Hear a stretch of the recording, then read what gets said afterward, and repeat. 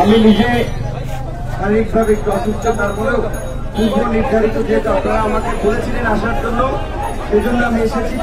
লেটে এসেছি কারণ আমি নিজে শারীরিকভাবে একটু অসুস্থ।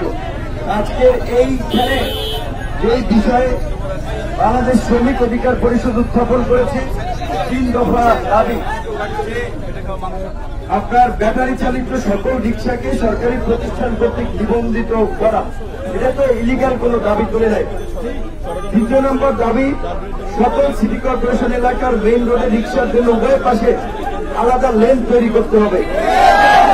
এটা কিন্তু বিভিন্ন বুদ্ধিজীবীরা, আপনার যারা সড়ক নিরাপত্তায় কাজ করে, তারা কিন্তু অসংখ্যবার বলেছে যে আপনার এই ঢাকা শহরের মানুষ রিক্সা ছাড়া অচল। তাদেরকে আপনার এই একটা রিক্সা চালানোর জন্য আলাদা লেন তৈরি করে দিতে হবে। 3 নম্বর বলছে যে প্রশাসনিক ও রাজনৈতিক সিন্ডিকেটের সকল হয়রানি বাণিজ্য প্রভাব স্থায়ীভাবে বন্ধ করতে হবে। আপনারা জানেন যে শ্রমিক রাজনীতি নিয়ে চরম মাত্রার একটা ধান্দাবাজি করে রাজনৈতিক দলগুলো। অনেকেই তাদের নিজেদের রাজনৈতিক স্বার্থ হাসিল, আর্থিক স্বার্থ হাসিলে নানা ধরনের চাঁদাবাজি, টেন্ডারবাজি করে থাকে। আমি একটা কথা বলে আমার সচক্ষে আমি জানি, জগন্নাথ বিশ্ববিদ্যালয়ের সামনে বাসগুলো রাখা হয়, সেই বাস থেকে প্রতিটা বাস থেকে 200, 300, 100 করে ধাপে ধাপে টাকা নেওয়া হয়। আচ্ছা, এই টাকা কারা নেয়? ওখানে তো আইন শৃঙ্খলা বাহিনী আছে, নিশ্চয়ই তারা জানে। ওখানে রাজনৈতিক দল আছে ক্ষমতার, যেহেতু আওয়ামী লীগ, তাদের নেতাকর্মীরা আছে, তাদের চোখের সামনে দিয়ে চাঁদাবাজি হচ্ছে, তারা নিশ্চয়ই জানে এই চাঁদা কোথায় কোথায় যায়, কে কে ভাগ বাটোয়ারা করে। পরিসংখ্যান এবং বাস্তবতা বলে যে প্রশাসন এবং রাজনৈতিক দলের ফ্যাসরা, ধান্দাবাজ নেতারা এবং প্রশাসনের অসাধু কর্মকর্তারা সব সাজেছে শ্রমিকদের রক্ত চুষে এই চাঁদাবাজিগুলো করে। কালকের একটা ছবি ভাইরাল হয়েছে, আপনারা দেখেছেন। বাংলাদেশে যে হেফাজতে ইসলাম একটা অরাজনৈতিক সংগঠন, এবং যারা ইতিমধ্যেই আমি মনে করি যে তারা তাদের চিন্তা চেতনায় রাজনৈতিক দর্শনে তারা আধুনিকতার পরিচয় দিয়েছে। গতকালকে তারা ফ্রান্সে যে আমাদের প্রিয় নবী হযরত মুহাম্মদ সাল্লাল্লাহু আলাইহি ওয়াসাল্লামকে ব্যঙ্গোক্তি করে যে কার্টুন প্রকাশ করেছিল, তার প্রতিবাদে একটা বিক্ষোভ করেছিল, ফ্রান্স দূতাবাস ঘেরাও কর্মসূচি করেছিল। আপনারা দেখছেন সেখানে যখন হেফাজতের নেতা জুনায়েদ বাবুনগরী সাহেব যখন মুনাজাত করছেন, পুলিশের ভাই বন্ধুরাও কিন্তু বন্দুক, অস্ত্র, লাঠি সোটা রেখে তারাও কিন্তু মোনাজাতে সামিল হয়েছে। এই ছবিটি কিন্তু বাংলাদেশ না, বিশ্ব মিডিয়ায় আমি মনে করি অনেক জায়গায় আন্তর্জাতিক বিভিন্ন সংস্থার কাছেও একটা ইতিবাচক বার্তা দিয়েছে পুলিশ সম্পর্কে। আমরা এমন পুলিশ চাই যে পুলিশের স্লোগান ছিল যে মুজিব বয়সের অঙ্গীকার, পুলিশ হবে জনতা। পুলিশ আইন শৃঙ্খলা বাহিনীর কাজে নিয়োজিত, জনগণের সেবায় নিয়োজিত। তো আমরা তো এমন পুলিশ চাই, কিন্তু পুলিশের আচরণ কেন কখনো কখনো উগ্র হবে, কখনো কখনো ছাত্রলীগ, যুবলীগ, ক্ষমতাসীন দলের গুন্ডাদের মতো। আমরা এখানে একটা মিছিল করেছি বা একটা প্রোগ্রাম করা হচ্ছে, তারা এসে বলেছে যে রাস্তাটা যেন আমরা একটু চলার জন্য স্পেস করে দেই। আমি আপনাদেরকে অনুরোধ করেছি যে আপনারা রাস্তাটা চলার জন্য একটু স্পেস করে দেবেন, পিছিয়ে এসে দাঁড়ান, সোজাভাবে লাইন প্রয়োজন হাইকোর্ট পর্যন্ত লম্বা করেন। এইটা পুলিশ আপনাকে বলেছে, অনুরোধ করেছে, আপনার করতে হবে। কিন্তু তারপরে আমি বলবো যে এই যে পুলিশ ভাইরা এটা ব্যানারটা সোজাভাবে দাঁড় করাতে পারে নাই, এই 5 ফুট না 4 ফুটের একটা ব্যানার, এখানে আপনারা 3-4 জন এসে দাঁড়িয়েছেন, এটা তো দৃষ্টিকটু এবং এটা তো উচিত না। সুতরাং আপনারা যদি ভেবে থাকেন যে আপনাদের হাতে লাঠি আছে, সরকারি বন্দুক আছে, জনগণের উপরে চালাবেন, আপনারা 5টা দিতে যাবেন, জনগণ 3টা 2টা হলেও দিতে পারবে। আগেই বলেছি যে আমরা আপনাদের সহযোগিতা চাই, প্রত্যেকটা রাজনৈতিক দল, কারণ আপনারা তো দেশের জন্য কাজ করছেন, সমাজের জন্য কাজ করতেছেন। আপনারা শ্রমিকের হয়ে কাজ করবেন, শ্রমিককে সহযোগিতা করবেন, রাজনীতিবিদদের সহযোগিতা করবেন, সকলকে সহযোগিতা করবেন। আপনাদের সাথে তো আমাদের কোনো বৈপরীত্য থাকার কথা নয়। কাজেই পুলিশ ভাইদের প্রতি অনুরোধ থাকবে যে আজকে আমি দাঁড়িয়েছি, শুধু আমি নয়, এই প্রেস ক্লাব একটা প্রতিবাদী চত্বর হিসেবে মানুষের কাছে পরিচিত। নির্যাতিত, নিপীড়িত মানুষের প্রতিবাদের একটা জায়গায় এই প্রেস ক্লাব। আমরা জানি আপনাদের প্রতি সরকারের চাপ থাকে, নির্দেশ থাকে কখনো কাউকে দাঁড়াতে না দেওয়া, লাঠিচার্জ করে উঠিয়ে দেওয়া। কিন্তু আমি আপনার কাছে একটা প্রশ্ন করতে চাই, আপনি লাঠিচার্জ করার আগে, কারো গায়ে হাত তোলার আগে একবার আপনার বিবেককে প্রশ্ন করবেন যে আপনি যেটা করতেছেন এটি কি আপনার দায়িত্ব কর্তব্য কিনা। যদি আপনার বিবেক বলে যে আজকে এই মিছিলে বা এখানে যারা অনশন করতেছে, অবস্থান করতেছে, তাদেরকে লাঠি পেটার করে উঠিয়ে দেওয়াটা আপনার বিবেক সায় দেয়, আমি বলবো আপনি তাহলে চালিয়ে যান। যদি আপনার বিবেক সায় দেয়, বিবেক সায় দেয়, তাহলে বলবো আপনার বিবেক নষ্ট হয়ে গেছে, আপনার বিবেক বিক্রি হয়ে গেছে। আমরা বিভিন্ন সময় ভারতের সীমান্ত হত্যা, আমরা ভারতের আগ্রাসন নিয়ে কথা বলে থাকি। আবার আমরা এটা তো সবসময় বলি যে বাংলাদেশের নিকটতম প্রতিবেশী হচ্ছে ভারত, বাংলাদেশের 3 দিকে বেষ্টিত ভারত। কাজে ভারতের সাথে তো আমাদের একটা সুসম্পর্ক দরকার দেশের স্বার্থেই। কিন্তু আমরা তো বারবার একটা কথা বলেছি যে বাংলাদেশের স্বাধীনতা সার্বভৌমত্বকে হুমকির মুখে ফেলে ভারতীয় দাদাগিরি দেশে মেনে নেওয়া হবে না। আমরা তো স্পষ্ট ভাষায় বলেছি সীমান্ত হত্যাকাণ্ড মেনে নেওয়া যাবে না। বাংলাদেশে ভারতীয় নতুন হাইকমিশনার তিনি বলেছেন বাংলাদেশের সাথে তারা সম্পর্ক সুদৃঢ় করতে চায়। আমরা তার এই কথাকে সম্মান জানাই, শ্রদ্ধা জানাই যে তাদের উপলব্ধি বোধোদয় হয়েছে যে বাংলাদেশের জনগণ যে তাদের প্রতি ক্ষিপ্ত, তাদের আচরণে যে তাদের প্রতি মারমুখী একটা অবস্থা, তাদের প্রতি ঘৃণা প্রকাশ করে তারা সেটা বুঝতে পেরেছে, তারা সেটা মেরামতের জন্য পদক্ষেপ নিচ্ছে। আমরা তাদেরকে ধন্যবাদ জানাই। গত রবিবার মুর্শিদাবাদ জেলায় সম্ভবত 6 জন জেলে আপনার 6 জন না 7 জন গিয়েছিল, কিন্তু তাদেরকে অক্ষত অবস্থায় বিএসএফ তারা ফেরত দিয়েছে। আমরা তাদেরকে ধন্যবাদ জানাই। আমরা তো এরকম একটা বন্ধুত্বপূর্ণ রাষ্ট্রই চাই প্রতিবেশী দেশ হিসেবে। অশিক্ষিত মানুষ একজন শ্রমিক বোঝার সঙ্গে সে ভুল করে চলে গেছে আপনার সীমান্তের মধ্যে, তাই বলে আপনি গুলি করে তাকে নদীতে ভাসিয়ে দেবেন? তাই বলে আপনি গুলি করে তাকে আপনার কাঁটার তারের উপরে ঝুলিয়ে দিবেন? আমরা সরকারের এই নতজানু পররাষ্ট্রনীতির সমালোচনা করেছি। আমরা এদেশের সরকারের সাথে ভারতীয় সরকারের অবৈধ চুক্তি, অনৈতিক কর্মকাণ্ডের সমালোচনা করি। ভারতের জনগণের সাথে এদেশের জনগণের যে আর্থিক সম্পর্ক, ভারতের জনগণের সাথে এদেশের জনগণের যে একটা হৃদ্যতার সম্পর্ক, সামাজিক সাংস্কৃতিক বৈচিত্র্যের সম্পর্ক, সেটি কিন্তু আমরা অস্বীকার করতে পারি না। আমরা বারবার বলি সরকারের পক্ষ থেকে বঙ্গবন্ধু যেটা বলেছিলেন যে নিজের দেশের স্বার্থ অক্ষুণ্ণ রেখে সকলের সাথে বন্ধুত্ব, কারোর সাথে বৈরিত নয়, সেই জন্য আমরা পররাষ্ট্রনীতি চাই। এবং আজকের এখানে রিক্সা শ্রমিক ভাই বোনেরা তারা অনেকের কাছেই তো গিয়েছে, কেউ তাদের পাশে দাঁড়ায়নি। টাকা পয়সা ধান্দাবাজি অনেকেই খেয়েছে। এখানে যে 2টি রিসিপ্ট দিয়েছে লালবাগ ট্রাফিক জোনের, লালবাগ দিয়ে থেকে যে তারা যে টাকা নিয়েছে রিক্সা অবৈধ, তাহলে আপনারা এই যে টাকাটা নিলেন এটা কোন পক্ষে নিলেন? আপনারা তো বৈধ রিসিপ্ট দিয়েছেন। আমার কথা হচ্ছে এটা রিক্সা চলবে কি চলবে না এটা পুলিশ কিন্তু নির্ণয় করে দিতে পারবে না। এটা সরকার দিবে এবং সিটি কর্পোরেশন দিবে। পুলিশ ভাইদের অযথা দোষ দেওয়া লাভ নয়। আমরা সরকারের প্রতি আহ্বান জানাবো যে আজকে এই করোনাকালীন সময়ে 10 গুণ বেকারত্ব বেড়েছে। প্রায় 40% থেকে 60% আপ অ্যান্ড ডাউন হচ্ছে যে মানুষের জীবিকা বা জীবন নির্বাহের ব্যয় কমেছে, আয়ও কমেছে। শুধু জনগণের না, সরকারের তো ইনকাম কমেছে। সরকার যে চলবে, উন্নয়ন কর্মকাণ্ড করবে, সরকারের কিন্তু সেই রাজস্ব আদায় ঘাটতি হচ্ছে। রেমিটেন্সের কথা বলা হচ্ছে, প্রায় 40 বিলিয়ন রিজার্ভ রয়েছে। আমরা খুব প্রাউড ফিল করি। আন্তর্জাতিক সংস্থাগুলো আমাদেরকে লোন দিবে, ঠিক আছে দেখে, কিন্তু সেই রিজার্ভ কিন্তু ডে বাই ডে রিজার্ভ যারা জমা করত ব্যাংকে, তারা কিন্তু বিদেশ থেকে শ্রমবাজার সংকুচিত হওয়ায় দেশে চলে আসতেছে। তো তার মধ্যে আমাদের যে সরকার বা প্রশাসন তারা কি পদক্ষেপ নিচ্ছে? আজকে কুয়েতে আপনারা জানেন 70% মানুষ তারা বিদেশি। কুয়েতে তাদের সরকার সিদ্ধান্ত নিয়েছে 30% সেটা নামিয়ে আসবে। আমরা যদি সক্ষম হই, আমাদের কূটনৈতিক যদি শক্তিশালী হয়, তারা তাদেরকে একটা নেগোসিয়েশন করতে পারে যে তোমরা একটা মুসলিম দেশ, আমরা একটা মুসলিম দেশ, আমাদের একটা রাইজিং অর্থনীতির দেশ, জনবহুল দেশ, তোমরা যদি আমাদেরকে একটু সহযোগিতা করো, এটা আমার দেশের মানুষের জন্য ভালো হতে হয়। সেটা তো গায়ের জোরে হবে না, সেটা সমঝোতা নেগোসিয়েশন করতে হবে। সেটা তো অবৈধ মানে ভাবে ক্ষমতায় থাকলে তো আন্তর্জাতিক শক্তিগুলো আপনাকে সমর্থন করবে না, সহযোগিতা করবে না।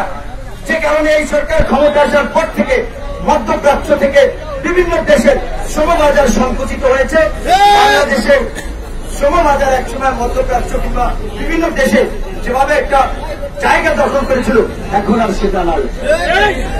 আজকে ইউরোপীয় ইউনিয়ন বলেন, আমেরিকা, ইংল্যান্ড যাই বলেন, যে আন্তর্জাতিক যারা উন্নয়ন সহযোগী যারা বাংলাদেশের উন্নয়নের ভূমিকা রেখে থাকে, তারা কিন্তু বাংলাদেশে যে গণতান্ত্রিক স্পেস কমে যাচ্ছে, জনগণের উপরে, ভিন্ন মতের মানুষের উপরে বাক স্বাধীনতা হরণ করার জন্য নির্যাতন নিপীড়ন করা হচ্ছে, সেটি নিয়ে তারা উদ্বেগ প্রকাশ করেছে।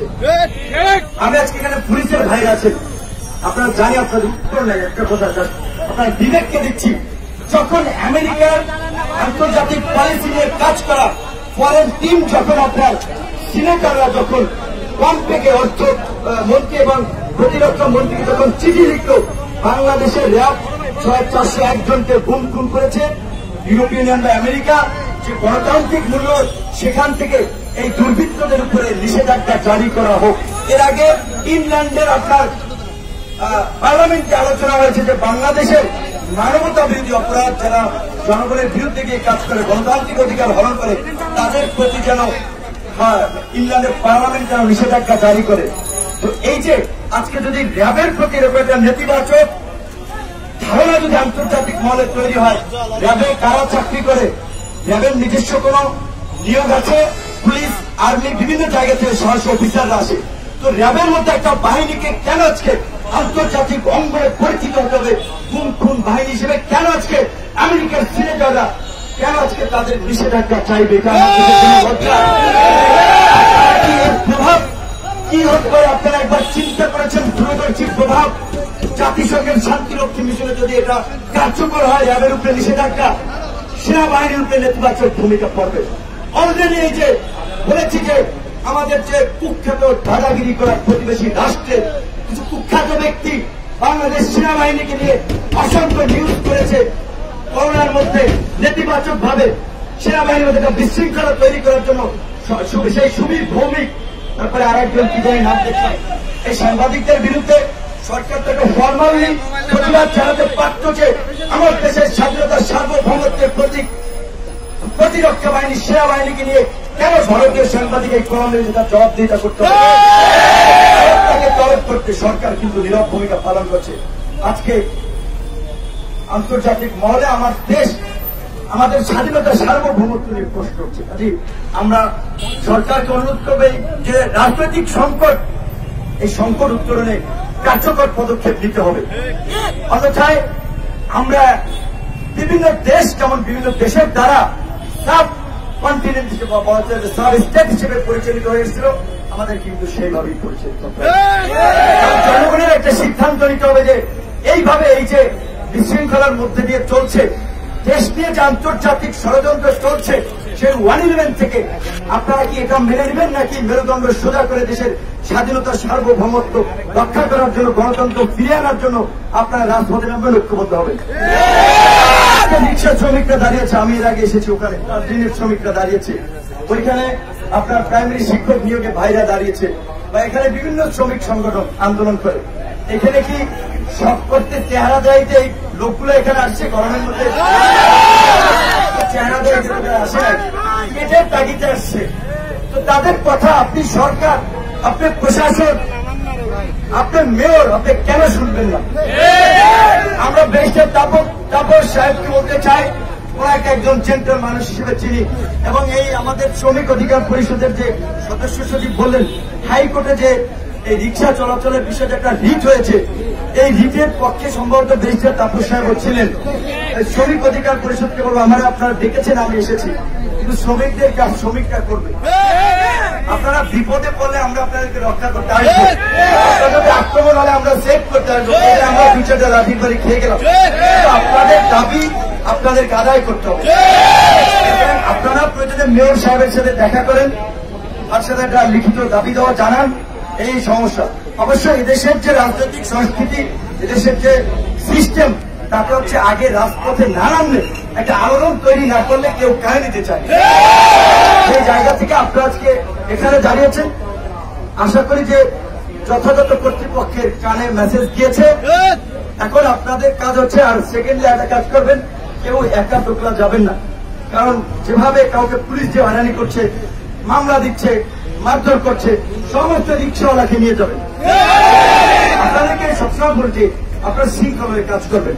রিক্সাওয়ালারা নগর ভবনের সামনে শান্তিপূর্ণভাবে দাঁড়িয়ে বসে থাকবে। আপনারা 4-5 জনের একটা প্রতিনিধি যে তার সাথে কথা বলবেন যে আমাদের এই যে অনুমতি দেন, আমাদের এটা মেনে নেন। কারণ এই যে পুলিশের ভাইরা বসে, আপনারা তো জানেন, আপনি একজন এসআই পদে চাকরি করেন, কনস্টেবল পদে চাকরি করেন, আমার মতো আপনার তো গাড়ি নেই, আপনার তো 20-25 হাজার টাকার ইনকাম। আজকে যদি রাজারবাগ আপনি ওখানে থাকেন, আপনার মাকে, আপনার বোনকে, আপনার বউকে যদি ধরেন এই মগবাজার কিংবা আপনার এই যে পল্টন মোড়, কাকরাইল মোড়ে যদি হাসপাতাল আসতে হয়, তিনি কিভাবে আসবেন? কোটি কোটি কোটিপতি তো প্রাইভেট কার আছে। মেয়র সাহেবদের মতো তো অ্যারিস্টোক্রেটিক যারা, উচ্চ শ্রেণীর যারা, ধনিক শ্রেণী যারা, তাদের তো প্রাইভেট কার একটা জায়গায় 6 আছে। আমি কিভাবে যাবো এখানে? রিক্সা ছাড়া বলছি, যে রিক্সা ছাড়া, ছাড়া ঢাকা শহরের মানুষের রিক্সার চলাচল ছাড়া, রিক্সার অনুমতি না দিলে মানুষ অচল হয়ে যাবে। রিক্সার অনুমতি দিতে হবে, কিন্তু কি প্রক্রিয়া তারা চলবে, কি আইন কানুন তারা মানবে, সেগুলো আপনারা ঠিক করেন। আপনারা যে হঠকারী সিদ্ধান্ত নেন, তার জন্যই কিন্তু এক এক সময় বিশৃঙ্খলা তৈরি হয়। আজকে আপনি মেয়র হয়েছেন, আপনি সচিব হয়েছেন, আপনি কি বুঝবেন শ্রমিকদের কথা? আপনার সচিব 1 লাখ টাকা বেতন পান, মেয়র আপনার কোটি কোটি টাকা ইনকাম আছে। আপনার মতো চিন্তা করলে তো হবে না।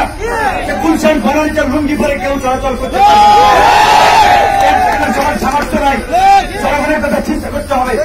শুধু এসি রুমে পরে রাজনৈতিক বক্তব্য দিয়ে, আর হচ্ছে সহমত ভাই হিসেবে যারা রাজনীতি করে, জিন্দাবাদ অমুক ভাই আসছে, রাজপথ কাঁপছে, এই রাজনীতি দিয়ে 50 বছরে এই দেশের কোন পরিবর্তন হয় নাই, শ্রেণী করে উঠেছে। সুতরাং রাজনীতিতে রিক্সাওয়ালা, শ্রমিক, পুলিশ, আর্মি, সচিব, জনগণ, সিভিল সোসাইটি সবার অংশগ্রহণ করতে হবে। সেই জায়গা থেকে তাদেরকে সেই সুযোগ করে দিতে হবে। কিন্তু আজকের রাজনীতি তো দুর্বৃত্তদের জন্য, যারা কালো টাকার মালিক তাদের জন্য। সেজন্য এই রাজনীতিকে সংস্কার করতে হবে। আপনাদেরকে রাজনৈতিকভাবে সচেতন হতে হবে। আপনি আওয়ামী লীগ করেন, বিএনপি করেন, শ্রমিক দল করেন, শ্রমিক লীগ করেন, জামাত করেন, জাতীয় পার্টি করেন, বাম সংগঠন করেন, গণসংহতি করেন, সিপিবি করেন, আমার কোন আপত্তি নাই।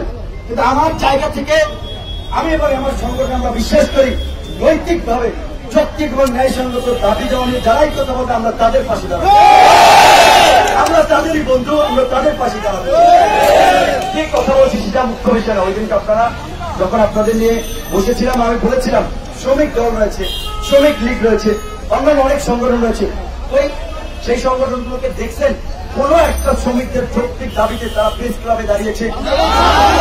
আওয়ামী লীগের সংগঠন শ্রমিক লীগ, তারা প্রধানমন্ত্রী একটা স্মারকলিপি দিয়েছে, মন্ত্রীর সাথে একটা কথা বলেছে, আর কথা বলেছে শ্রমিক লীগের নেতা, শ্রমিক নেতা, তার 5টা বাস, তার 3টা গার্মেন্টস ফ্যাক্টরি, তার ঢাকা শহরে 6-7টা ফ্ল্যাট। ও কিসের শ্রমিক নেতা? ও তো শ্রমিকদের রক্ত চুষে ফ্ল্যাট করছে, বাড়ি করছে। ওই ধান্দাবাজদেরকে নেতা হিসেবে মানবেন না। নেতা আজকে আপনাদের আরিফ আব্দুল রহমানকে যে শ্রমিক অধিকার পরিষদে, কালকে যদি আরেকজন আসে, সাধারণ মানুষ যদি রিক্সাওয়ালা দাঁড়িয়ে যে আপনার পক্ষে ভোট ভয়েস, আপনি নির্যাতিত হলে আপনার পাশে দাঁড়ায়, আপনার তাকে নেতা মানবেন। আপনারা যদি ঐক্যবদ্ধ থাকেন, পৃথিবীর কোন শক্তি নাই আপনাদের সাথে অন্যায় করার, আপনাদেরকে জমিয়ে দেওয়ার। কিন্তু আপনাদেরকে ঐক্যবদ্ধ থাকতে হবে। একজনকে মার দেওয়ার, বাকিগুলো দৌড়ে পালালেন যে আমি একটু মারতে খাই নাই, তাহলে আপনার জন্য কারা কথা বলবে? মাইক ছেড়ে সবাই একসাথে দাঁড়িয়ে।